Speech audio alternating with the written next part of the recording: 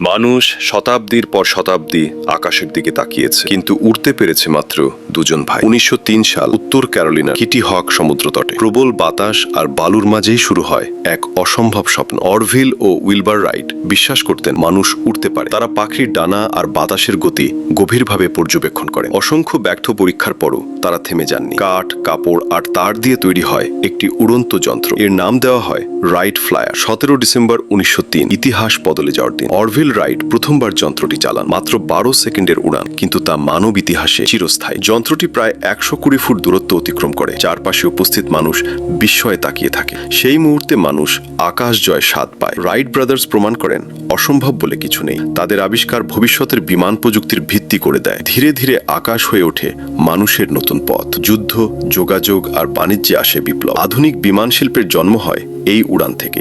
আজ প্রতিদিন লাখো মানুষ আকাশে উড়ে বেড়ায়। সবকিছু শুরু ছিল দুই ভাইয়ের একটি সাহসী স্বপ্ন। ধন্যবাদ ভিডিওটি দেখার জন্য। যদি আপনার ভালো লেগে থাকে, লাইক এবং শেয়ার করতে ভুলবেন না। চ্যানেলটি সাবস্ক্রাইব করুন আর নতুন ভিডিও পেতে বেল আইকনে ক্লিক করুন।